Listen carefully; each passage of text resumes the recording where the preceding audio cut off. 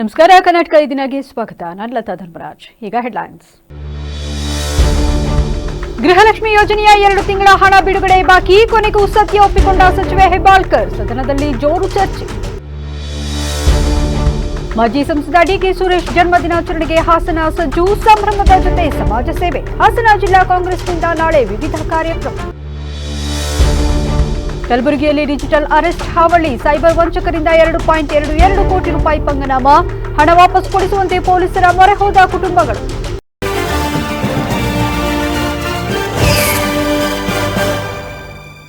ಗೃಹಲಕ್ಷ್ಮಿ ಹಣ ಬಾಕಿ ವಿಚಾರದಲ್ಲಿ ಸಚಿವೆ ಲಕ್ಷ್ಮೀ ಹೆಬ್ಬಾಳ್ಕರ್ ಕೊನೆಗೂ ಸತ್ಯ ಒಪ್ಪಿಕೊಂಡಿದ್ದಾರೆ. ಗೃಹಲಕ್ಷ್ಮಿ ಹಣ 2 ತಿಂಗಳ ಹಣ ಬಾಕಿ ಇದೆ.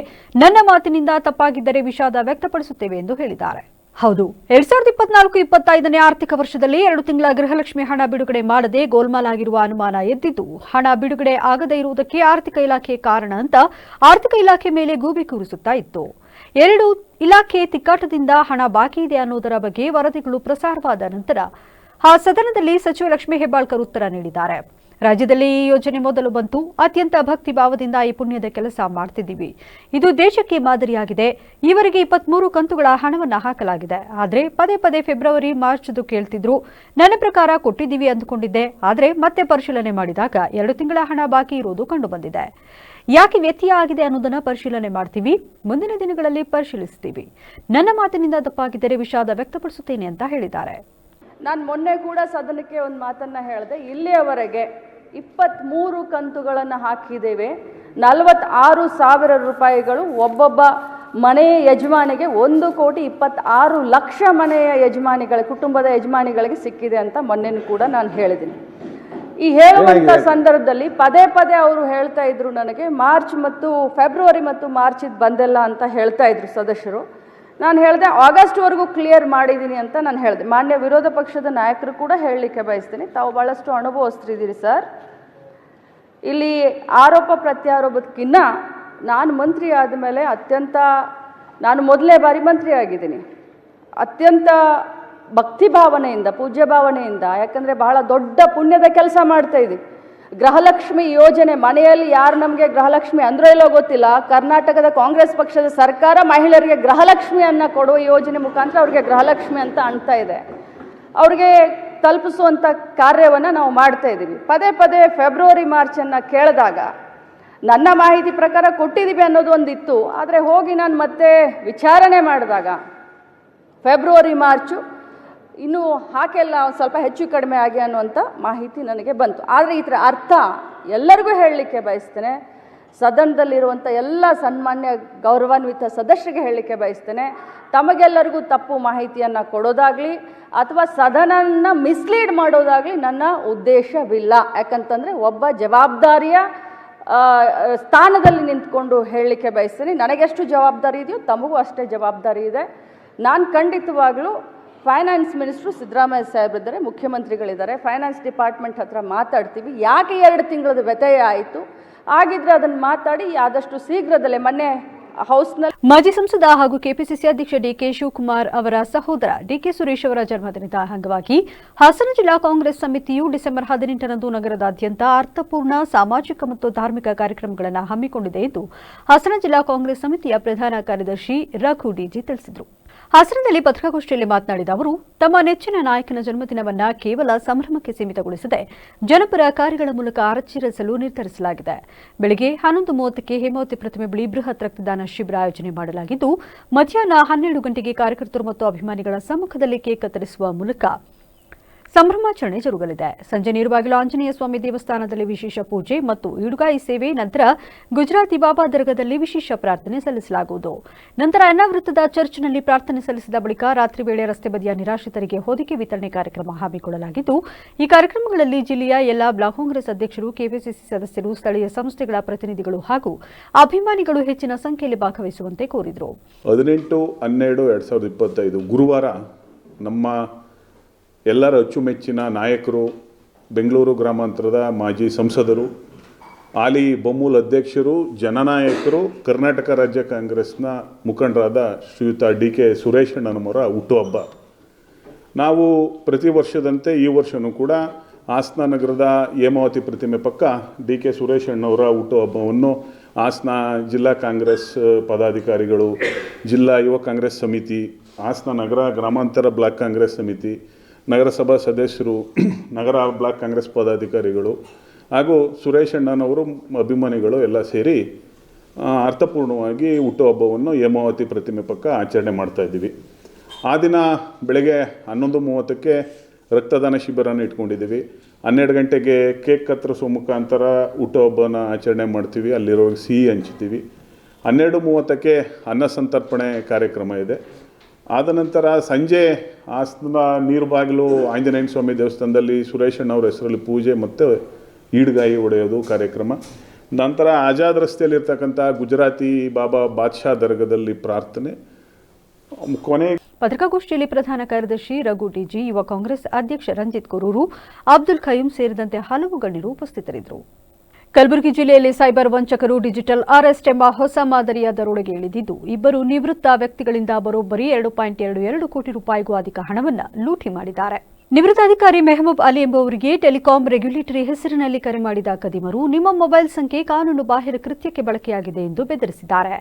ಸಿಬಿಐ ಅಧಿಕಾರಿಗಳ ಸೋಗಿನಲ್ಲಿ ಪೊಲೀಸ್ ಸಮವಸ್ತ್ರ ಧರಿಸಿ ವಾಟ್ಸ್ಆಪ್ ವಿಡಿಯೋ ಕಾಲ್ ಮಾಡಿದ್ದಲ್ಲದೆ ಸುಪ್ರೀಂ ಕೋರ್ಟ್ ಮಾದರಿಯ ನಕಲಿ ಕೊಠಡಿಯನ್ನು ಸೃಷ್ಟಿಸಿ ವಿಚಾರಣೆ ನಾಟಕವಾಡಿದ್ದಾರೆ. ಸುಮಾರು 9 ದಿನಗಳ ಕಾಲ ಇವರನ್ನ ವಿಡಿಯೋ ಕಾಲ್ ನಿಗಾದಲ್ಲಿಟ್ಟಿದ್ದ ವಂಚಕರು 61 ಲಕ್ಷ ನಗದು ಹಾಗೂ 250 ಗ್ರಾಂ ಬಂಗಾರ ಅಡವಿಟ್ಟು ಪಡೆದ ಹಣ ಸೇರಿದಂತೆ ಒಟ್ಟು 96 ಲಕ್ಷ ರೂಪಾಯಿ ವರ್ಗಾಯಿಸಿಕೊಂಡು ಮೋಸ ಮಾಡಿದ್ದಾರೆ.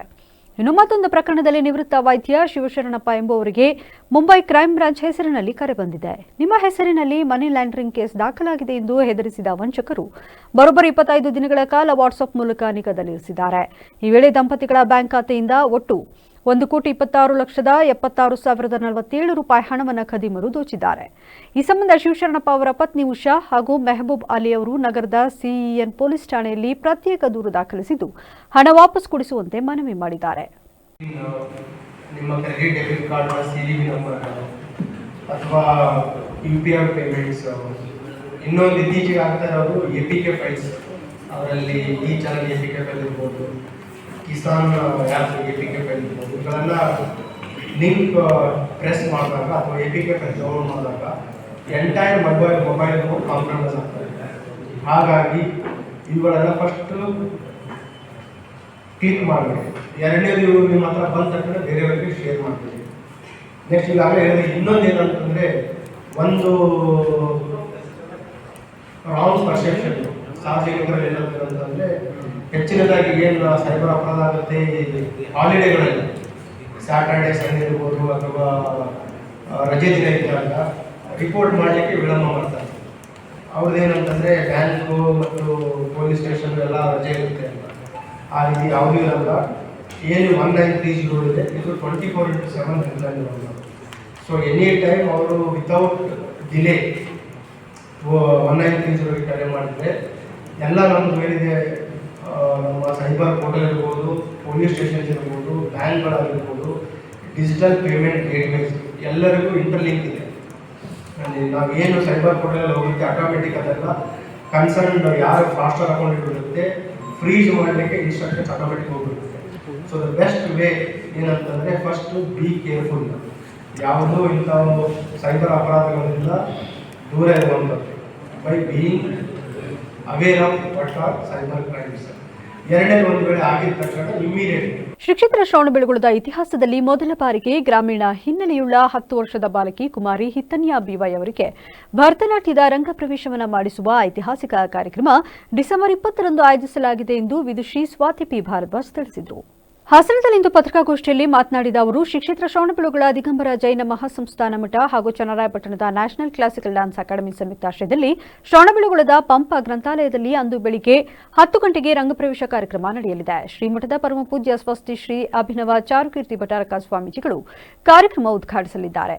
ಚನ್ನರಾಯಪಟ್ಟಣ ತಾಲೂಕು ಹಿರಸಾವೆ ಹೋಬಳಿ ಬಾಳಿಗಂಚಿ ಗ್ರಾಮದಲ್ಲಿ ಜನಿಸಿದ ಕುಮಾರಿ ಹಿತ್ತನಿಯ BY ಅವರಲ್ಲಿರುವ ಅಸಾಧಾರಣ ಪ್ರತಿಭೆಯನ್ನು ಗುರುತಿಸಿದ ವಿದುಷಿ ಸ್ವಾತಿ P. ಭಾರದ್ವಾಜ್ ಅವರು, ಬಾಲಕಿಗೆ ಶಾಸ್ತ್ರೀಯ ನೃತ್ಯದಲ್ಲಿ ಏನಾದರೂ ವಿಶೇಷ ಸಾಧನೆ ಮಾಡಿಸಬೇಕೆಂಬ ಮಹದಾಸೆಯಿಂದ ನಿರಂತರ 3 ವರ್ಷಗಳ ಕಾಲ ಶಿಸ್ತುಬದ್ಧ ತರಬೇತಿ ನೀಡಿದ್ದು, ಇದೀಗ ಶ್ರವಣಬೆಳಗೊಳದ ಪವಿತ್ರ ಕ್ಷೇತ್ರದಲ್ಲಿ ರಂಗಪ್ರವೇಶ ಮಾಡುವ ಮೂಲಕ 3 ಗಂಟೆ ನಾಟ್ಯ ಪ್ರದರ್ಶನ ಮಾಡಲಿದ್ದಾರೆ ಎಂದರು. ಭರತನಾಟ್ಯದ ರಂಗಪ್ರವೇಶ ಅಂದರೆ ಮೊದಲೆಲ್ಲ ಹೇಗಿತ್ತು ಅಂತ ಅಂದರೆ, ನಮ್ಮ ಭರತನಾಟ್ಯದ ಪೂರ್ವ ಒಂದು ಹಿಸ್ಟ್ರಿಯನ್ನು ನೋಡಿದ್ರೆ ಹಲವಾರು ವರ್ಷಗಳ ಕಾಲ ಗುರುಕುಲದಲ್ಲಿ ಕಲಿತು ಮೊದಲನೇ ಬಾರಿ ರಂಗವನ್ನು ಪ್ರವೇಶ ಮಾಡೋದು, ಅಂದರೆ ಸ್ಟೇಜನ್ನು ಎಂಟ್ರಿ ಮಾಡೋದನ್ನು ರಂಗ ಪ್ರವೇಶ ಅಂತ ಕರಿತಾ ಇದ್ರು. ಆದರೆ ಇವಾಗ ನಮ್ಮ ಗುರುಕುಲ ಸಿಸ್ಟಮ್ ಇಲ್ಲ, 7-8 ವರ್ಷ ಕಲಿಯುವಂಥ ಪದ್ಧತಿ ಇವಾಗಿಲ್ಲ.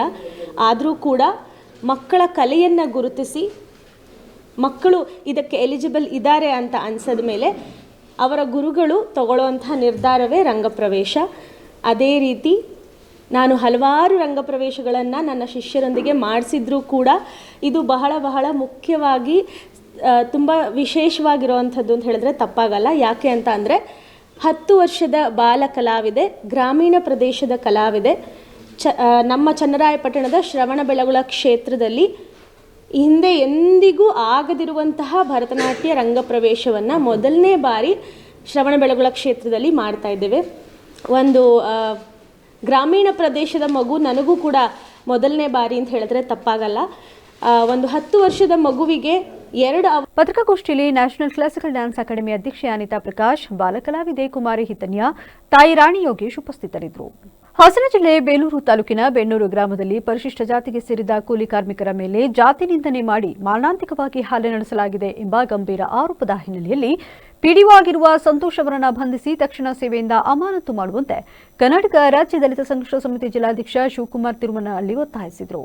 ಹಾಸನದಲ್ಲಿಂದು ಪತ್ರಿಕಾಗೋಷ್ಠಿಯಲ್ಲಿ ಮಾತನಾಡಿದ ಅವರು, ಡಿಸೆಂಬರ್ 5ರಂದು ಶಿವಶಂಕರ್ ಮತ್ತು ಶಿವಮೂರ್ತಿ ಎಂಬ ಕೂಲಿ ಕಾರ್ಮಿಕರು ಚಿಕ್ಕಮಗಳೂರು ಬೇಲೂರು ಮುಖ್ಯ ರಸ್ತೆ ಬದಿಯಲ್ಲಿ ವಿದ್ಯುತ್ ಕಂಬ ಹಾಗೂ ಸೇತುವೆಗಳಿಗೆ ಬೆಳಗ್ಗೆ 10:30 ವೇಳೆಗೆ ಬಣ್ಣ ಹಚ್ಚುವ ಕೆಲಸ ಮಾಡುತ್ತಿದ್ದರು. ಕೆಲಸದ ಸಂದರ್ಭ ರಸ್ತೆ ದಾಟುವ ವೇಳೆ ಚಿಕ್ಕಮಗಳೂರಿನಿಂದ ಬೇಲೂರಿನತ್ತ ಬರುತ್ತಿದ್ದ KA18 MA 9937 ಸಂಖ್ಯೆಯ ಕಾರಿಗೆ ಕೈ ಹಾಕಿದ ಕಾರಣಕ್ಕೆ ಪಿಡಿಒ ಸಂತೋಷ್ ಕೆಲ ಗೂಂಡಾಗಳನ್ನು ಕರೆಸಿ ದೊಣ್ಣೆ, ರಾಡು ಹಾಗೂ ಕಲ್ಲುಗಳಿಂದ ಮಾರಣಾಂತಿಕ ಹಲ್ಲೆ ನಡೆಸಿ ಜಾತಿ ನಿಂದನೆ ಮಾಡಿದ್ದಾರೆ. ಚಿಕ್ಕಮೇದೂರು ಗ್ರಾಮ ಪಂಚಾಯಿತಿ ಪಿಡಿಒ ಆಗಿರುವ ಸಂತೋಷ್ ಮತ್ತು ಇತರರು ಈ ಕೃತ್ಯಕ್ಕೆ ಕಾರಣರಾಗಿದ್ದು ಅವರ ಬಂಧನ ಹಾಗೂ ತಕ್ಷಣ ಸೇವೆಯಿಂದ ಅಮಾನತುಗೊಳಿಸಬೇಕು. ಒಂದು ವೇಳೆ ತಕ್ಷಣ ಕ್ರಮ ಕೈಗೊಳ್ಳದಿದ್ದಲ್ಲಿ ಜಿಲ್ಲಾಧಿಕಾರಿಗಳ ಕಚೇರಿ ಮುಂದೆ ಅನಿರ್ದಿಷ್ಟ ಕಾಲ ಮುಷ್ಕರ ನಡೆಸಲಾಗುವುದು ಎಂದು ಎಚ್ಚರಿಕೆ ನೀಡಿದರು. ಕೈ ತೋರಿಸಿದಾಗ ಚಿಕ್ಕಮಗಳೂರು ಕಡೆಯಿಂದ ಸಂತೋಷ್ ಅಂತ ಚಿಕ್ಕಮೇದೂರು ಗ್ರಾಮ ಪಂಚಾಯಿತಿ ಪಿಡಿಒ ಅವರು ಕಾರಿಗೆ ಬರ್ತಾರೆ. ಕಾರ್ ನಂಬರ್ KA18 MA 9937 ಅದರಲ್ಲಿ ಬರ್ತಾರೆ. ಯಾಕಪ್ಪ ಕೈ ತೋರಿಸ್ತಾ ಇದೆಯಾ ಅಂತಾರೆ. ನಾ ರಸ್ತೆ ದಾಟಬೇಕಲ್ಲ, ಅದು ಕೈ ತೋರಿಸ್ತೆ ಅಂತ ಹೇಳ್ತಾರೆ. ನಾನು ಯಾರು ಗೊತ್ತಾ, ಈ ಥರ ಉಡಾಪೆ ಹೇಳ್ತಾರೆ. ಸಾರ್ ನಾವು ಕೂಲಿ ಕಾರ್ಮಿಕರು, ನೀವು ಯಾರಾದ್ರೆ ನನಗೇನಾಯ್ತೆ ಸರ್, ಹಾಗೆ ಹೀಗೆ ಅಂತ ಇವ್ರು ಇದು ಮಾಡ್ತಾರೆ. ಸ್ವಲ್ಪ ಘರ್ಷಣೆ ಆಗುತ್ತೆ.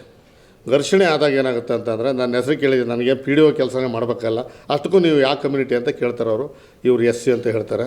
ಅದೆಲ್ಲ ಯಾಕೆ ಕೇಳ್ತಾರೆ ಸರ್ ಅಂತ ಹೇಳ್ತಾರೆ. ಆ ಕೇಳಿದಾಗ ಹಂಗಲ್ಲ ಮರೆಯ, ನಾನು ಬಂಟೇನಹಳ್ಳಿ ಪಂಚಾಯತಿ ಮತ್ತು ಇದರಲ್ಲಿ ಚಿಕ್ಕಮೇದೂರು ಪಂಚಾಯತಿನ ಇನ್ಚಾರ್ಜ್ ಮಾಡ್ತಾ ಇರೋದು, 2 ಪಂಚಾಯತಿನ. ನನಗೆ PDO ಕೆಲಸನೇ ಮಾಡಬೇಕಲ್ಲ, ಸಾಕಷ್ಟು ಹಣ ಇದೆ, ನಾನು ಬೇಕಾದ್ರೆ ಮಾಡಿಸ್ತೀನಿ ಎಲ್ಲ ಇದು ಏಕಾಏಕಿ. ಯಾಕಂದರೆ ಅವರು ಪಾನ್ಮತ್ತರಾಗಿದ್ದರು ಅಂತ ನನ್ನ ಭಾವನೆ. ಧಮಕಿ ಹಾಕಿ ಮಾತಾಡ್ತಾರೆ. ಯಾಕೆ ಹಿಂಗೆ ಮಾತಾಡ್ತಾರೆ ಸರ್ ಅಂತೇಳಿ ಇವರು ಮುಂದಕ್ಕೆ ಪಾಸ್ ಆಗ್ತಾರೆ. ಆಯ್ತು ನೀವೇ ದೊಡ್ಡವರು ಅಂತೇಳಿ.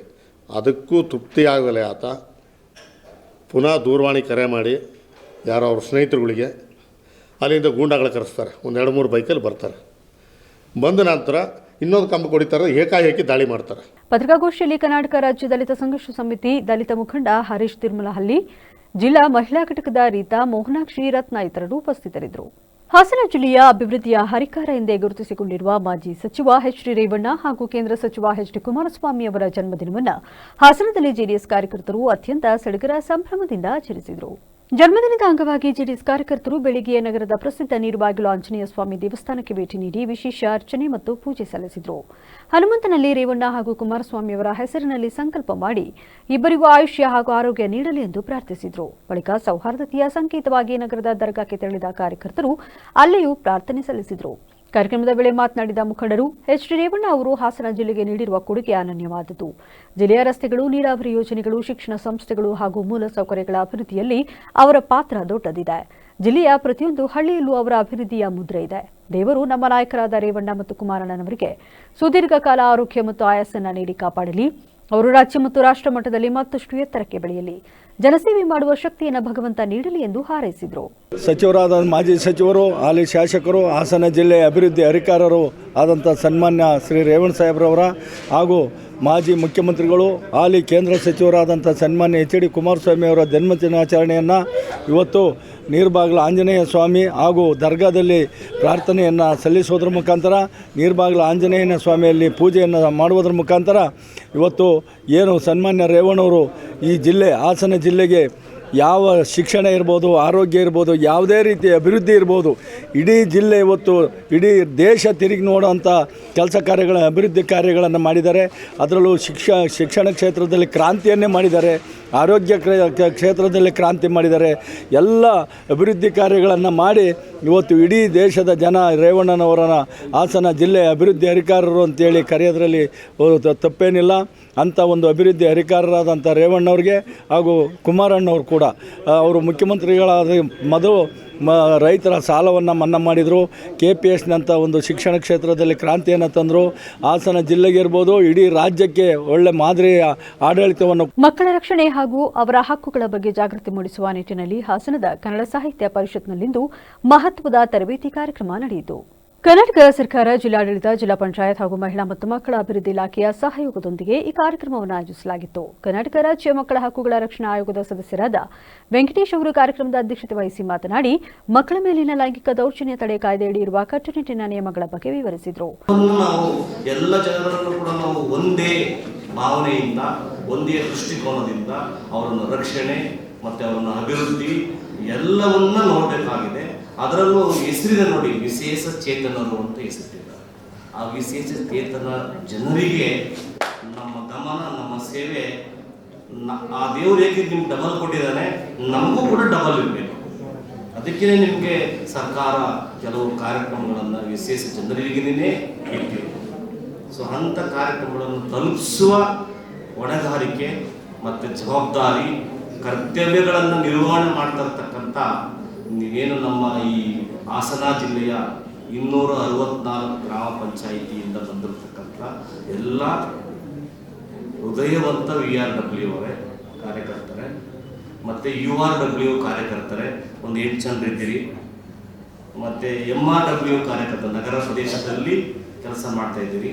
ಆ ಜನರ, ಆ ಮಕ್ಕಳ ಸರ್ವಾಂಗೀಣ ಅಭಿವೃದ್ಧಿ ರಕ್ಷಣೆಗಾಗಿ. ಸೊ ಅಲ್ಲಿಂದ ಬಂದಿರತಕ್ಕಂಥ ನಮ್ಮ ಹಾಸನ ಜಿಲ್ಲೆಯ ಸಮಸ್ಯೆ. ಈ ವೇಳೆ ಜಿಲ್ಲಾ ಅಂಗವಿಕಲ ಕಲ್ಯಾಣಾಧಿಕಾರಿ ಅನುಪಮ, ಮಕ್ಕಳ ಕಲ್ಯಾಣ ಸಮಿತಿ ಅಧ್ಯಕ್ಷೆ ಮಧುಕುಮಾರಿ, ರಕ್ಷಣಾಧಿಕಾರಿಗಳಾದ ಕಾಂತರಾಜು ಸೇರಿದಂತೆ ಇತರರು ಹಾಜರಿದ್ದರು. ಕಂದಾಯ, ಕೃಷಿ ಹಾಗೂ ತೋಟಗಾರಿಕೆ ಇಲಾಖೆಗಳು ರೈತರ ಸಮಸ್ಯೆಗಳಿಗೆ ಸಮರ್ಪಕವಾಗಿ ಸ್ಪಂದಿಸುತ್ತಿಲ್ಲ ಎಂದು ರಾಜ್ಯ ರೈತ ಸಂಘದ ಮುಖಂಡ ಅಳ್ಳಾಪುರದ ಮಂಜೇಗೌಡ ಆರೋಪಿಸಿದ್ದಾರೆ. ಚನ್ನರಾಯಪಟ್ಟಣ ತಾಲೂಕು ಕಚೇರಿಯಲ್ಲಿ ನಡೆದ ರೈತ ಕುಂದುಕೊರತೆ ಸಭೆಯಲ್ಲಿ ಮಾತನಾಡಿದ ಅವರು, ಸರ್ವೆ ಮತ್ತು ಕಂದಾಯ ಇಲಾಖೆಗಳಿಗೆ ದಾಖಲೆ ನೀಡಲು ರೈತರಿಂದ ಹಣ ವಸೂಲಿ ಮಾಡಲಾಗುತ್ತಿದೆ.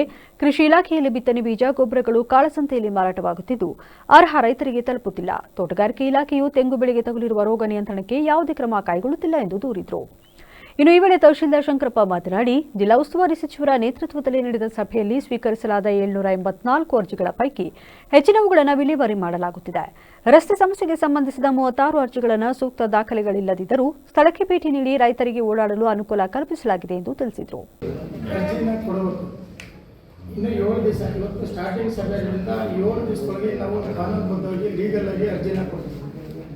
ಅದು ಅರ್ಜಿನ ನೀವು ನೋಟ್ ಮಾಡಿ.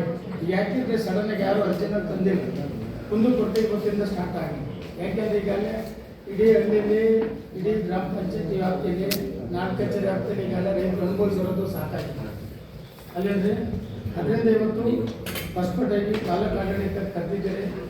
ಈಗೆಲ್ಲ ನಮ್ಮ ಹೋರಾಡ್ತಾ ಇದ್ದಾರೆ, ಮತ್ತು ನಮ್ಮ ಪತ್ರಿಕೆ ಮಾಧ್ಯಮಗಳಿದ್ದಾರೆ, ಎಲ್ಲ ಇಲಾಖೆಯಲ್ಲಿದ್ದಾರೆ. ಎಲ್ಲ ಇಲಾಖೆಯಲ್ಲಿ ಇವತ್ತು ಲೋಕ ಏನೇನು ಆಗ್ತಿದೆ ಅಂತ ಇವತ್ತೆಲ್ಲ ಹೋರಾಟಗಾರರಿಗೆ ಗೊತ್ತಿದೆ. ನೇರಗಿರ್ಬೇಕು. ನಾವು ರೈತ ಸಂಘಟನೆಗಳು ಲೀಗಲ್ ಆಗಿದ್ದರೆ ಮಾತ್ರ ಕೆಲಸ ಮಾಡ್ತೀವಿ. ಲೀಗಲ್ ಆಗಿಲ್ಲ ಅಂದರೆ ನಾವು ಯಾರು ಹತ್ತಕ್ಕೆ ಬರಲ್ಲ. ಅವ್ರು ಎಂಥ ದೊಡ್ಡರಾಗಿರಲಿ, ಪ್ರಭಾವ ಆಗಿರಲಿ, ಲೀಗಲ್ ಆಗಿದ್ದರೆ ಕೆಲಸ ಮಾಡಿರ್ತೀವಿ. ಈ ಸಭೆಯಲ್ಲಿ ಮೊದಲ ಅಜೆಂಡಾ ಇಷ್ಟೇ, ಇಡೀ ತಾಲೂಕಿಗೆ ಜಿಲ್ಲೆಯಾದ್ಯಂತ ರಸ್ತೆ ಒಂದು ದೊಡ್ಡ ಸಮಸ್ಯೆ ಆಗಿದೆ ಇಡೀ ರಾಜ್ಯ. ಅದನ್ನು ಚೆನ್ನಾಗಿ ಅತಿ ಹೆಚ್ಚು ಇಡೀ ರಸ್ತೆ ಒಂದು ಸಮಸ್ಯೆ. ಹೌದು, ಅದು ಹೌದು ಮೇನ್. ಯಾಕೆಂದರೆ ಬಂಡಿ ರಸ್ತೆ ಆಗಿರಲಿ, ಖರಾಬ್ ದಾರಿ ಆಗಿರಲಿ, ಕಾಲ್ದಾರಿ ಆಗಿರಲಿ, ಅದು ಭಾರಿ ತಾಲೂಕಾಗಲಿಕ್ಕೆ ಅದಕ್ಕೆ ಹೆಚ್ಚಿನ ಒತ್ತು ಕೊಟ್ಟು ಆ ಸೆಕ್ರೆಟರಿಗಳು ಭಾಗದವರು ಕೆಲಸ ಮಾಡಿಕೊಡ್ತಾರೆ. ಯಾಕೆಂದರೆ ಸರ್ಕಾರದಲ್ಲಿ ಎಲ್ಲ ಇದು ಬಿಡ್ಸಕ್ಕೆ ಹಿಂದೆ ಮುಂದೆ ನೋಡ್ತಾ ಇದ್ದಾರೆ. ಅದನ್ನು ಯಾರೇ ಮೂಲ ಸಭೆಯಲ್ಲಿ ರೈತ ಸಂಘದ ಅಧ್ಯಕ್ಷ ರಾಮಚಂದ್ರು, ಹರೀಶ್ ಪುಟ್ಟೇಗೌಡ, ರವಿ ಗೌಡಯ್ಯ ಹಾಗೂ ವಿವಿಧ ಇಲಾಖೆಯ ಅಧಿಕಾರಿಗಳು ಉಪಸ್ಥಿತರಿದ್ದರು. ನೂತನ ತಂತ್ರಜ್ಞಾನದ ಅಳವಡಿಕೆಯಿಂದ ಪತ್ರ ಬರಹಗಾರರ ಬದುಕಿಗೆ ಸಂಚಕಾರ ಒದಗಿ ಬಂದಿದೆ ಎಂದು ತಾಲೂಕು ಪತ್ರ ಬರಹಗಾರರ ಸಂಘದ ಸದಸ್ಯ ಗುಣಶೇಖರ್ ಬೇಸರ ವ್ಯಕ್ತಪಡಿಸಿದರು. ನೂತನ ತಂತ್ರಜ್ಞಾನದ ವಿರುದ್ಧ ತಾಲೂಕಿನಾದ್ಯಂತ ಪತ್ರ ಬರಹಗಾರರು ದಸ್ತಾವೇಜು ಕೆಲಸ ಸ್ಥಗಿತಗೊಳಿಸಿ ನಡೆಸುತ್ತಿದ್ದ ಮೌನ ಪ್ರತಿಭಟನೆಯಲ್ಲಿ ಮಾತನಾಡಿದ ಅವರು, ಪೇಪರ್ಲೆಸ್ ಮತ್ತು ಫೇಸ್ಲೆಸ್ ನೋಂದಣಿ ಪ್ರಕ್ರಿಯೆಯಲ್ಲಿ ಕೈಬಿಟ್ಟು ಯಥಾಸ್ಥಿತಿಯಲ್ಲಿ ಮುಂದುವರಿಸಬೇಕು. ಕಾವೇರಿ 1, 2 ಮತ್ತು 3ರಂತಹ ತಂತ್ರಜ್ಞಾನಗಳು ಹಿರಿಯ ಪತ್ರ ಬರಹಗಾರರನ್ನ ನಿರುದ್ಯೋಗಿಗಳನ್ನಾಗಿ ಮಾಡುತ್ತಿದೆ. ಇತರ ರಾಜ್ಯಗಳ ಮಾದರಿಯಲ್ಲಿ ಪತ್ರ ಬರಹಗಾರರಿಗೆ ಪ್ರತ್ಯೇಕ ಐಡಿ ನೀಡುವ ಮೂಲಕ ಉದ್ಯೋಗ ಭದ್ರತೆ ಒದಗಿಸಬೇಕು ಎಂದು ಒತ್ತಾಯಿಸಿದರು. ನಮಸ್ಕಾರ. ನಾವು ಕರ್ನಾಟಕ ಸರ್ಕಾರದ ನೋಂದಣಿ ಮತ್ತು ಮುದ್ರಾಂಕ ಇಲಾಖೆಯ ವ್ಯಾಪ್ತಿಯಡಿಯಲ್ಲಿ ದಸ್ತು ಬರಹಗಾರರಾಗಿ ಒಂದು ಲೈಸೆನ್ಸನ್ನು ಪಡೆದು ದಸ್ತು ಬರಹಗಾರರಾಗಿ ಕೆಲಸ ನಿರ್ವಹಿಸ್ತಾ ಇರ್ತೀವಿ. ಇದು ನೂರಾರು ವರ್ಷದಿಂದ ನೋಂದಣಿ ಮತ್ತು ಮುದ್ರಾಂಕ ಇಲಾಖೆಯ ಜೊತೆಗೆ ಸಹಯೋಗದಲ್ಲಿ ನಡ್ಕೊಂಡು ಬರ್ತಾ ಇದೆ. ಇತ್ತೀಚೆಗೆ ವಿಜ್ಞಾನದ ಮತ್ತು ತಂತ್ರಜ್ಞಾನ ಬೆಳವಣಿಗೆಯಾಗಿ ಉದ್ಯೋಗ ಭದ್ರತೆ ಒಂದು ಕೊರತೆ ಉಂಟಾಗ್ತಾ ಇದೆ. ದಸ್ತು ಬರಹಗಾರರಿಗೆ ಕಾವೇರಿ 2, ಕಾವೇರಿ 1, ಕಾವೇರಿ 3 ಅಂತ ಹೇಳಿ ಮುಂದಕ್ಕೆ ಹೋಗಿ ಫೇಸ್ಲೆಸ್ಸು ಅಥವಾ ಪೇಪರ್ಲೆಸ್ ವರ್ಕ್ ಅಂತ ಹೇಳಿ ನಮಗೆ ಉದ್ಯೋಗ ಇಲ್ಲದ ಹಾಗೆ ಸುಮಾರು ಲಕ್ಷಾಂತರ ಮಂದಿಗೆ ನಿರುದ್ಯೋಗ ಸಮಸ್ಯೆ ಕಾಡ್ತಾ ಇದೆ. ಆ ಒಂದು ಪೇಪರ್ಲೆಸ್ಸು ಅಥವಾ ಫೇಸ್ಲೆಸ್ಸು ಅನ್ನೋ ಒಂದು ಕಾನ್ಸೆಪ್ಟನ್ನು ಸರ್ಕಾರ ನಿಲ್ಲಿಸಿ ಅಥವಾ ಕಡಿಮೆ ಮಾಡಿ ನಾವು ಏನು ದಸ್ತು ಬರಹಗಾರರು ರಾಜ್ಯ ಮಟ್ಟದಲ್ಲಿ ಇದ್ದೀವಿ ಅವರಿಗೆ ಒಂದು ಉದ್ಯೋಗ ಭದ್ರತೆಯನ್ನು ಒದಗಿಸ್ಕೊಡ್ಬೇಕು. ನಮ್ಮನ್ನು ಸಹ ಅವ್ರ ಜೊತೆಯಲ್ಲೇ ತಗೊಂಡು ಹೋಗಬೇಕು, ನಿರುದ್ಯೋಗಿಗಳನ್ನಾಗಿ ಮಾಡಬಾರ್ದು ಅಂತ ಹೇಳಿ ನಮ್ಮ ಒಂದು ಮನವಿಯನ್ನು ಸರ್ಕಾರಕ್ಕೆ ಕೊಟ್ಟಿದ್ದೀವಿ. ಆ ಒಂದು ಪ್ರಯುಕ್ತ ನಾವು ಇವತ್ತು ಇಲ್ಲಿ ಸೇರಿದ್ದೀವಿ. ಲೇಖನಿ ಸ್ಥಗಿತ ಅಂತ ಹೇಳಿ ಇದರ ಕಾನ್ಸೆಪ್ಟು. ಯಾವುದೇ ಪ್ರತಿಭಟನೆಯಲ್ಲಿ ಕೇಶವಮೂರ್ತಿ, ಆನಂದ್, ಹರೀಶ್ ಸೇರಿದಂತೆ ಸಂಘದ ಪ್ರಮುಖ ಸದಸ್ಯರು ಉಪಸ್ಥಿತರಿದ್ದರು. ಹಾಸನ ಮತ್ತು ಕೋಲಾರದ ಬೆನ್ನಲ್ಲೇ ಈಗ ತುಮಕೂರು ಜಿಲ್ಲಾಧಿಕಾರಿ ಕಚೇರಿಗೂ ಬಾಂಬ್ ಬೆದರಿಕೆ ಬಂದಿದ್ದು ಆತಂಕದ ವಾತಾವರಣ ನಿರ್ಮಾಣವಾಗಿದೆ. ಇಂದು ಬೆಳಗ್ಗೆ 7 ಗಂಟೆಗೆ ಜಿಲ್ಲಾಧಿಕಾರಿಯವರಿಗೆ ಇಮೇಲ್ ಮೂಲಕ ಬಾಂಬ್ ಬೆದರಿಕೆ ಸಂದೇಶ ಬಂದಿದೆ. ಮಾಹಿತಿ ತಿಳಿಯುತ್ತಿದ್ದಂತೆ ಎಸ್ಪಿ ಅಶೋಕ್ ಅವರ ನೇತೃತ್ವದಲ್ಲಿ ಪೊಲೀಸರು ಅಲರ್ಟ್ ಆಗಿದ್ದಾರೆ. ಬಾಂಬ್ ನಿಷ್ಕ್ರಿಯ ದಳ ಮತ್ತು ಶ್ವಾನ ದಳದಿಂದ ಸತತ 3 ಗಂಟೆಗಳ ಕಾಲ ಕಚೇರಿಯ ಆವರಣವನ್ನು ತಪಾಸಣೆ ನಡೆಸಲಾಯಿತು. ಯಾವುದೇ ಅನುಮಾನಾಸ್ಪದ ವಸ್ತುಗಳು ಕಂಡುಬಂದಿಲ್ಲ. ತಪಾಸಣೆ ಪೂರ್ಣಗೊಂಡ ನಂತರ ಸಿಬ್ಬಂದಿ ಹಾಗೂ ಸಾರ್ವಜನಿಕರಿಗೆ ಕಚೇರಿ ಪ್ರವೇಶಿಸಲು ಅನುಮತಿ ನೀಡಲಾಯಿತು. ಶರಾವತಿ ಪಂಪ್ ಸ್ಟೋರೇಜ್ ಭೂಗತ ಜಲವಿದ್ಯುತ್ ಯೋಜನೆಯನ್ನು ತಕ್ಷಣವೇ ಕೈಬಿಡಬೇಕು ಮತ್ತು ಉತ್ತರ ಕನ್ನಡ ಜಿಲ್ಲೆಯ ಮಧ್ಯವರ್ತಿ ಸ್ಥಳದಲ್ಲಿ ಸುಸಜ್ಜಿತ ಮಲ್ಟಿಸ್ಪೆಷಾಲಿಟಿ ಆಸ್ಪತ್ರೆಯನ್ನು ಮಂಜೂರು ಮಾಡಬೇಕು ಎಂದು ಆಗ್ರಹಿಸಿ ಬೆಳಗಾವಿಯ ಸುವರ್ಣಸೌಧದ ಎದುರು ಬೃಹತ್ ಧರಣಿ ನಡೆಸಲಾಯಿತು. ಧರಣಿ ಸ್ಥಳಕ್ಕೆ ಸರ್ಕಾರದ ಪರವಾಗಿ ಭೇಟಿ ನೀಡಿದ ಲೋಕೋಪಯೋಗಿ ಸಚಿವ ಸತೀಶ್ ಜಾರಕಿಹೊಳಿ ಅವರು ಪ್ರತಿಭಟನಾಕಾರರ ಅಹವಾಲುಗಳನ್ನು ಆಲಿಸಿ ಮನವಿ ಸ್ವೀಕರಿಸಿದರು. ನಂತರ ಮಾತನಾಡಿದ ಅವರು, ಸರ್ಕಾರವು ನಿಮ್ಮ ಬೇಡಿಕೆಗಳನ್ನು ಗಂಭೀರವಾಗಿ ಪರಿಶೀಲಿಸಲಿದೆ. ಈ ಕುರಿತು ಇಂಧನ ಸಚಿವ ಕೆಜೆ ಜಾರ್ಜ್ ಅವರೊಂದಿಗೆ ಚರ್ಚಿಸಿ ಹೋರಾಟದ ಪ್ರಮುಖರನ್ನು ಮಾತುಕತೆಗೆ ಆಹ್ವಾನಿಸಲು ಕ್ರಮ ಕೈಗೊಳ್ಳಲಾಗುವುದು ಎಂದು ಭರವಸೆ ನೀಡಿದರು. ಪರಿಸರ ನಾಶ ಮಾಡದೆ ಶರಾವತಿ ಪಂಪ್ ಸ್ಟೋರೇಜ್ ಯೋಜನೆಯನ್ನು ಮಾಡಲಿಕ್ಕೆ ಸಾಧ್ಯ ಉಂಟು. 12,000 ಮೆಗಾ ಟನ್ 12,000 ಕಿಲೋಮೀಟರ್ ವರೆಗೆ ಸುರಂಗ ಮಾರ್ಗ ಕಡಿಬೇಕಂದ್ರೆ ಎಷ್ಟೊಂದು ಮರ ನಾಶವಾಗಬಹುದು, ಎಷ್ಟೊಂದು ಸ್ಫೋಟಕ ವಸ್ತುಗಳನ್ನು ಬಳಸಿ ನದಿಗೆ ಆ ನದಿ ನೀರಿನಲ್ಲಿ ವಿಷಮುಕ್ತವಾಗಬಹುದು. ವಿಷಮಯವಾಗಿ ಕುಡಿಯುವ ನೀರಿನಿಂದ ಎಷ್ಟು ಜನರ ಆರೋಗ್ಯದ ಮೇಲೆ ಪರಿಣಾಮ ಬೀರ್ಬೋದು. ನಾವು ಯಾರಾದ್ರೂ ಉತ್ತರ ಕನ್ನಡದವರು ಈ ಯೋಜನೆ ಬೇಕು ಅಂತ ನಾವು ಕೇಳಿದ್ರ ನಮಗೆ ಬೇಡ ಈ ಯೋಜನೆ ಬೇಡ, ನೀವೇ ಇಟ್ಕೊಳ್ಬೇಕಾದ್ರೆ ಬೇರೆ ಯಾವುದಾದ್ರು ಭಾಗಕ್ಕೆ ತಗೊಂಡೋಗಿ. ಉತ್ತರ ಕನ್ನಡದಿಂದ ಸಾಕಷ್ಟು ಯೋಜನೆಗಳನ್ನು ಕೊಟ್ಟಿದ್ದೇವೆ, ದೇಶಕ್ಕೂ ಕೊಟ್ಟಿದ್ದೇವೆ, ರಾಜ್ಯಕ್ಕೂ ಕೊಟ್ಟಿದ್ದೇವೆ, ಎಲ್ಲ ಕಡೆನೂ ಕೊಟ್ಟಿದ್ದೇವೆ. ಆಲ್ರೆಡಿ 1400 ಕಿಲೋವ್ಯಾಟ್ ಕರೆಂಟ್ ಉತ್ಪಾದನೆ ಮಾಡುವಂತ ಒಂದು ಯೋಜನೆ ಉಂಟು, ಕೆಪಿಸಿಎಲ್ ಉಂಟು. ಮತ್ತೆ ಯಾಕೆ ಇದನ್ನು ರಿವರ್ಸ್ ಗುರುತ್ವಾಕರ್ಷಣೆಗೆ ರಿವರ್ಸ್ ಆದಾಗ ಮಾನ್ಯ ಮುಖ್ಯಮಂತ್ರಿಗಳು ಸಿದ್ದರಾಮಯ್ಯನವರು ಬಂದರು, ಹಾಗೂ ದಿನೇಶ್ ಗುಂಡೂರಾವ್, ಆಮೇಲೆ ಕೃಷ್ಣ ಬೈರೇಗೌಡ ಎಲ್ಲ ಬಂದು ಚೆಕ್ ಮಾಡಿ ಹೋದ್ರು. ಆಮೇಲೆ ಜಾಗ ಪರಿಶೀಲನೆ ಕೂಡ ಆಯ್ತು, ಮಂಜೂರು ಮಾಡ್ತಾ ಅಂತ ಹೇಳಿದ್ರು. ಆಮೇಲೆ ಏನಾಯ್ತು, ಕೈ ಬಿಟ್ಬಿಟ್ರು. ಏನಿಲ್ಲ, ಕೇವಲ ಇಲೆಕ್ಷನ್ ಬಂದಾಗ ನಮ್ಮ ಬಳಿಗೆ ಬರ್ತಾರೆ, ನಿಮ್ಗೆ ಮಲ್ಟಿ ಸ್ಪೆಷಾಲಿಟಿ ಹಾಸ್ಪಿಟಲ್ ಕರ್ಕೊಂಡು. ಈಗ ಚಳಿಗಾಲದ ಅಧಿವೇಶನ ನಮ್ಮ ಉತ್ತರ ಕನ್ನಡ ಸಚಿವರು ಅಂಕಾಳು ವೈದ್ಯರು ಏನ್ ಮಾಡ್ತಿದ್ರಿ ನೀವು ಮಾತಾಡ್ಬೋದಲ್ಲ. ಈಗ ನಿಮ್ಗೆ ಅವಕಾಶ ಉಂಟು, ನೀವೇನ್ ಮಾಡ್ತಿದ್ರೆ ಮಂಕಿ ಪಟ್ಟಣ ಪಂಚಾಯತ್ ಚುನಾವಣೆ ನಡೆಸ್ತಿದ್ದೀರಿ, ಇಲ್ಲಿ ಬಂದು ಮಾತಾಡಿ. ನಮ್ಮ ಉತ್ತರ ಕನ್ನಡದ ಜನತೆಗೆ ನೀವು ಮಿನಿಸ್ಟರ್ ಆಗಿ ಏನ್ ಕೊಟ್ಟು.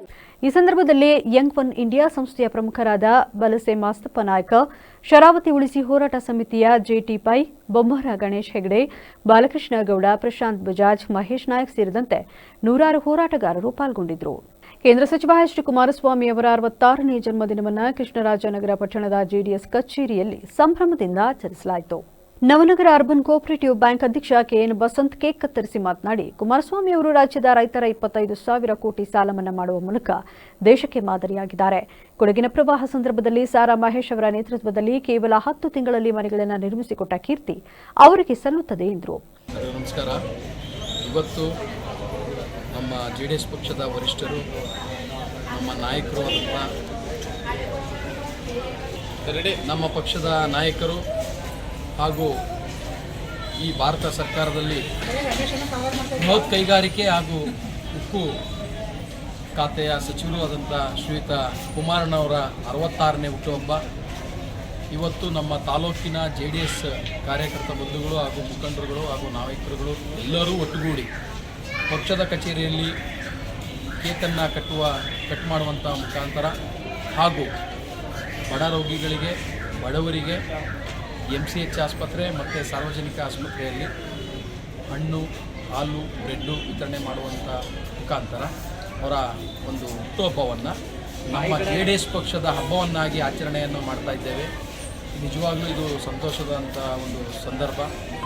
ನಮ್ಮ ಕುಮಾರಣ್ಣವರಿಗೆ ಆ ತಾಯಿ ಚಾಮುಂಡೇಶ್ವರಿ ನಾಡದೇವತೆ ಇನ್ನೂ 15-20 ವರ್ಷಗಳ ಕಾಲ ಅವರು ಆರೋಗ್ಯದಿಂದ ಸಕ್ರಿಯ ರಾಜಕಾರಣದಲ್ಲಿ ಬಂದು ಹಿಂದೆ ಮುಖ್ಯಮಂತ್ರಿ ಆದಂಥ ಸಂದರ್ಭದಲ್ಲಿ ಹೇಗೆ ಬಡವರ ಒರೆಸಿದ್ರು ಕಣ್ಣೀರನ್ನು 25,000 ಕೋಟಿಗೂ ಹೆಚ್ಚು ಒಂದು ಕಾರ್ಯಕ್ರಮದಲ್ಲಿ ಅಂಬಾಪುರ ಕುಮಾರ್ ಸೇರಿದಂತೆ ಸ್ಥಳೀಯ JDS ನಾಯಕರು ಹಾಗೂ ಕಾರ್ಯಕರ್ತರು ಪಾಲ್ಗೊಂಡಿದ್ದರು. ಕೇಂದ್ರ ಸಚಿವ H ಡಿ ಕುಮಾರಸ್ವಾಮಿ ಅವರ ಜನ್ಮದಿನದ ಅಂಗವಾಗಿ ಪಿರಿಯಾಪಟ್ಟಣ ತಾಲೂಕಿನ JDS ಘಟಕದ ವತಿಯಿಂದ ಮಣಸಿಕಮ್ಮ ದೇವಸ್ಥಾನದ ಬಳಿ ಕೇಕ್ ಕತ್ತರಿಸುವ ಮೂಲಕ ಅದ್ದೂರಿಯಾಗಿ ಜನ್ಮದಿನಾಚರಣೆಯನ್ನು ಆಚರಿಸಲಾಯಿತು. ಕಾರ್ಯಕ್ರಮದಲ್ಲಿ ಮಾತನಾಡಿದ ಮೈಮಲ್ ಮಾಜಿ ಅಧ್ಯಕ್ಷ ಪ್ರಸನ್ನ, ಕುಮಾರಣ್ಣ ಮುಖ್ಯಮಂತ್ರಿಯಾಗಿದ್ದ ಅವಧಿಯಲ್ಲಿ ಜಾರಿಗೆ ತಂದ ಲಾಟರಿ ಹಾಗೂ ಸರಾಯಿ ನಿಷೇಧ ನಿರ್ಧಾರಗಳು ಇಂದು ಬಡವರ ಮತ್ತು ರೈತ ಮಹಿಳೆಯರ ಬದುಕಿನಲ್ಲಿ ನೆಮ್ಮದಿ ತಂದಿವೆ. ರಾಜ್ಯದ ಅಭಿವೃದ್ಧಿ ಹಾಗೂ ರೈತರ ಉದ್ಧಾರಕ್ಕೆ ಅವರು ಮತ್ತೊಮ್ಮೆ ಮುಖ್ಯಮಂತ್ರಿಯಾಗುವುದು ಅಗತ್ಯ ಎಂದು ಅಭಿಪ್ರಾಯಪಟ್ಟರು. ತಾಲೂಕು JDS ಅಧ್ಯಕ್ಷ ಅಣ್ಣಯ್ಯ ಶೆಟ್ರು ಮಾತನಾಡಿ, ಕುಮಾರಸ್ವಾಮಿ ಅವರು ಇತ್ತೀಚೆಗೆ ಶಸ್ತ್ರಚಿಕಿತ್ಸೆಗೆ ಒಳಗಾಗಿದ್ದರೂ ರಾಜ್ಯದಲ್ಲಿ ಜನಪರ ಸರ್ಕಾರ ತರಬೇಕೆಂಬ ಹಮ್ಮಲದಿಂದ ಪಕ್ಷ ಸಂಘಟನೆಯಲ್ಲಿ ತೊಡಗಿದ್ದಾರೆ. ದೇವರು ಅವರಿಗೆ ಆಯುಷ್ಯ ಆರೋಗ್ಯ ನೀಡಲಿ ಎಂದು ಹಾರೈಸಿದರು. ಕಾರ್ಯಕ್ರಮದಲ್ಲಿ MDCC ಬ್ಯಾಂಕ್ ಮಾಜಿ ನಿರ್ದೇಶಕ ರವಿ, ಸುರೇಶ್ ಕೆ, ಐಲಾಪುರ ರಾಮು, ಗ್ರಾಮ ಪಂಚಾಯಿತಿ ಅಧ್ಯಕ್ಷ ಲೋಕೇಶ್ ಹಾಗೂ ಸಾವಿರಾರು ಸಂಖ್ಯೆಯ ಕಾರ್ಯಕರ್ತರು ಪಾಲ್ಗೊಂಡು ಸಿಹಿ ಹಂಚಿ ಸಂಭ್ರಮಿಸಿದರು. ಮಾಜಿ ಮುಖ್ಯಮಂತ್ರಿಗಳು, ಕೇಂದ್ರದ ಸಚಿವರಾದಂಥ ಸನ್ಮಾನ್ಯ ಶ್ರೀ H ಡಿ ಕುಮಾರಸ್ವಾಮಿ ಅವರ ಹುಟ್ಟುಹಬ್ಬದ ಪ್ರಯುಕ್ತ ಇವತ್ತು ಪಕ್ಷದ ಎಲ್ಲ ಮುಖಂಡರು, ಕಾರ್ಯಕರ್ತರ ಹಾದಿಯಾಗಿ ಇವತ್ತೇನು ಕುಮಾರಸ್ವಾಮಿ ಅವರ ಹುಟ್ಟುಹಬ್ಬವನ್ನು ಆಚರಿಸ್ತಾ ಇದ್ದೀವಿ. ಈ ರಾಜ್ಯ ಕಂಡಂತ ಧೀಮಂತ ಮುಖ್ಯಮಂತ್ರಿಯಾದಂಥ ಕುಮಾರಸ್ವಾಮಿ ಅವರು ಕೊಟ್ಟಂತ ಕೊಡುಗೆ ಉಳಿದೆಯಲ್ಲ, ಅದು ಬಹಳ ಅಪಾರವಾದದ್ದು. ಇವತ್ತು ಬಡವರು, ರೈತ ಮಹಿಳೆಯರು ಇವತ್ತು ನೆಮ್ಮದಿಯಾಗಿ ಮನೆಯಲ್ಲಿ ನಿದ್ರೆ ಮಾಡ್ತಾವ್ರೆ ಅಂತ ಹೇಳಿದ್ರೆ ಅವ್ರು ಮಾಡಿದಂಥ ಸರಾಯಿ ನಿಷೇಧ, ಲಾಟ್ರಿ ನಿಷೇಧ ಇದು ಪ್ರಮುಖ ಕಾರಣ. ಜೊತೆಗೆ ಒಬ್ಬ ಮುಖ್ಯಮಂತ್ರಿ ಸಾಮಾನ್ಯ ಜನಕ್ಕೆ ಸಿಗ್ತಾರೆ ಅನ್ನೋದು ತೋರಿಸ್ಬಿಟ್ಟಿದೆ ಕುಮಾರಸ್ವಾಮಿ ಅವರು. ಗ್ರಾಮ ವಾಸ್ತವ್ಯ ಮಾಡೋದ್ರ ಮುಖಾಂತರ ಪ್ರತಿ ಹಳ್ಳಿಗೂ ಆಗಮಿಸಿ ಬಡವರ ಮನೆಯಲ್ಲಿ ತಂಗೋದ್ರ ಮುಖಾಂತರ ಈ ರಾಜ್ಯದಲ್ಲಿ ಮುಖ್ಯಮಂತ್ರಿ ಸರಳ ಸಿಗ್ತಾರೆ ಅಂತ ತೋರಿಸ್ಬಿಟ್ಟಿದ್ದಾರೆ. ಜೊತೆಗೆ ಅಭಿವೃದ್ಧಿ ವಿಚಾರದಲ್ಲೂ ಸುಧಾ ಬಹಳಷ್ಟು ಮುಂದೆ ಇದ್ದಾರೆ. ಈ ರಾಜ್ಯದಲ್ಲಿ ರೈತರ ಬಗ್ಗೆ ಚಿಂತನೆ ಮಾಡುವಂಥ ವ್ಯಕ್ತಿಗಳಿದ್ದಾರೆ ಇದ್ರೆ ಅದು ಸನ್ಮಾನ್ಯ ದೇವೇಗೌಡರು ಮತ್ತು ಕುಮಾರಸ್ವಾಮಿ ಅವರು. ಕ್ರೀಡೆಯಲ್ಲಿ ಸೋಲು ಮತ್ತು ಗೆಲುವನ್ನು ಸಮಾನವಾಗಿ ಸ್ವೀಕರಿಸಿದಾಗ ಮಾತ್ರ ಜೀವನದಲ್ಲಿ ಒಬ್ಬ ಉತ್ತಮ ಕ್ರೀಡಾಪಟುವಾಗಲು ಸಾಧ್ಯ ಎಂದು ಸಮಾಜ ಸೇವಕ RTO ಮಲ್ಲಿಕಾರ್ಜುನ್ ತಿಳಿಸಿದರು. KRPT ಪಟ್ಟಣದ ಡಾ ಶ್ರೀ ಬಾಲಗಂಗಾಧರನಾಥ ಮಹಾಸ್ವಾಮಿ ಕ್ರೀಡಾಂಗಣದಲ್ಲಿ ರಾಯಲ್ ಸ್ಪೋರ್ಟ್ಸ್ ಕ್ಲಬ್ ವತಿಯಿಂದ ಆಯೋಜಿಸಲಾಗಿದ್ದ Hosaholalu premier league season 2 cricket ಪಂದ್ಯಾವಳಿಯ ಸಮಾರೋಪ ಸಮಾರಂಭದಲ್ಲಿ ವಿಜೇತ ತಂಡಗಳಿಗೆ ಬಹುಮಾನ ವಿತರಿಸಿ ಮಾತನಾಡಿದ ಅವರು, ದೇಶಕ್ಕಾಗಿ ಹೋರಾಡುವ ಯೋಧನಂತೆ ಕ್ರೀಡಾಪಟುವು ಕ್ರೀಡಾಂಗಣದಲ್ಲಿ ಕೊನೆಯವರೆಗೂ ಹೋರಾಡಬೇಕು. ಸೋಲೆ ಗೆಲುವಿನ ಮೆಟ್ಟಿಲು ಎಂಬ ಭಾವನೆ ಬೆಳೆಸಿಕೊಂಡಾಗ ಯಶಸ್ಸು ಸಾಧ್ಯ ಎಂದು ಅವರು ಕಿವಿಮಾತು ಹೇಳಿದರು. ಈ ಸಂದರ್ಭದಲ್ಲಿ ಯುವ ಉದ್ಯಮಿ ವಾಸು, ರಾಯಲ್ ಸ್ಪೋರ್ಟ್ಸ್ ಕ್ಲಬ್ ವ್ಯವಸ್ಥಾಪಕ ಹೊಸಹೊಳಲು ರಘು, ಮಾರುತಿ ಯುವಕರ ಸಂಘದ ಅಧ್ಯಕ್ಷ ಶ್ರೀನಿವಾಸ್, ಯುವ ಮುಖಂಡರಾದ ಅಜಯ್ ಕುಮಾರ್, ಬಾಬು ಸೇರಿದಂತೆ ಇತರರು ಹಾಜರಿದ್ದರು. ಈಗ ಮತ್ತೊಮ್ಮೆ ಹೆಡ್ಲೈನ್ಸ್. ಗೃಹಲಕ್ಷ್ಮಿ ಯೋಜನೆಯ 2 ತಿಂಗಳ ಹಣ ಬಿಡುಗಡೆ ಬಾಕಿ, ಕೊನೆಗೂ ಸತ್ಯ ಒಪ್ಪಿಕೊಂಡ ಸಚಿವೆ ಹೆಬ್ಬಾಳ್ಕರ್. ಸದನದಲ್ಲಿ ಜೋರು ಚರ್ಚೆ. ಮಾಜಿ ಸಂಸದ DK ಸುರೇಶ್ ಜನ್ಮದಿನಾಚರಣೆಗೆ ಹಾಸನ ಸಜ್ಜು, ಸಂಭ್ರಮದ ಜೊತೆ ಸಮಾಜ ಸೇವೆ. ಹಾಸನ ಜಿಲ್ಲಾ ಕಾಂಗ್ರೆಸ್ನಿಂದ ನಾಳೆ ವಿವಿಧ ಕಾರ್ಯಕ್ರಮ. ಕಲಬುರಗಿಯಲ್ಲಿ ಡಿಜಿಟಲ್ ಅರೆಸ್ಟ್ ಹಾವಳಿ, ಸೈಬರ್ ವಂಚಕರಿಂದ 2.22 ಕೋಟಿ ರೂಪಾಯಿ ಪಂಗನಾಮ, ಹಣ ವಾಪಸ್ ಕೊಡಿಸುವಂತೆ ಪೊಲೀಸರ ಮೊರೆ ಹೋದ ಕುಟುಂಬಗಳು. ಇದಾಗಿತ್ತು ಇಲ್ಲಿವರೆಗಿನ ನ್ಯೂಸ್ ಅಪ್ಡೇಟ್ಸ್. ನಿರಂತರ ಸುದ್ದಿಗಾಗಿ ನೋಡ್ತಾ ಇರಿ BBC ನ್ಯೂಸ್. ಇದು ಜನರ ಧ್ವನಿ. ಸತ್ಯದ ಕಡೆ ನಮ್ಮ ನಡೆ.